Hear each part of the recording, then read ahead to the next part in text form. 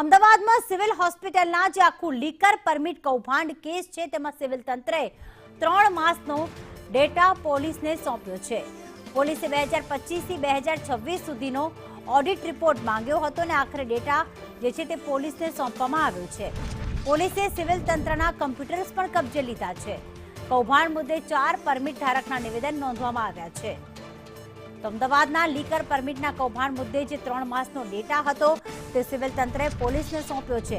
કશ્યપ જોશી વધુ વિગતો સાથે જોડાઈ ગયા છે. કશ્યપ, હવે આખી જે લડાઈ છે તે કાયદાકીય રીતે કરવામાં આવશે, જવાબદારો સામે પગલાં ભરવામાં આવશે, પરંતુ એના માટે જરૂરી છે આખો ડેટા. ત્યારે પોલીસને સોંપવામાં આવ્યો છે. હવે પોલીસ આ ડેટાના આધારે કઈ દિશામાં કાર્યવાહી કરશે?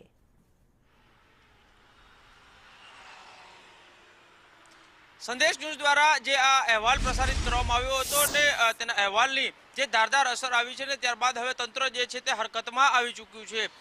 સિવિલ તંત્રની એક બેદરકારી આ સમગ્ર કૌભાંડ મામલે સામે આવી છે કે સિવિલ તંત્ર દ્વારા ચાલુ વર્ષના જાન્યુઆરીથી માર્ચ સુધીનો જે ડેટા છે તે પોલીસને સોંપવામાં આવ્યો છે. એટલે કે ફાઇનાન્શિયલ યરની જો વાત કરીએ તો માર્ચ 2025 થી માર્ચ 2026 સુધીનો આ સમગ્ર વર્ષનો ડેટા પોલીસને સોંપવો જોઈતો હતો, પરંતુ તે સિવિલ તંત્ર દ્વારા સોંપવામાં આવ્યો નથી. ત્યારે માત્ર ચાલુ વર્ષના 3 માસનો ડેટા સોંપવામાં આવ્યો છે અને બીજી તરફ પોલીસ દ્વારા આ આખા વર્ષનો જે ઓડિટ રિપોર્ટ જે છે સમગ્ર ડેટા છે તે માંગવામાં આવ્યો છે. બીજી તરફ પોલીસ દ્વારા જે આ આખા કૌભાંડ સાથે સંકળાયેલા 3 વ્યક્તિઓ હતા અને તેના કમ્પ્યુટર જે છે તે કબજે લેવામાં આવ્યા છે કે જેમાં જ આ ફરજી રિસિપ્ટ જે છે તે બનાવવામાં આવતી હતી.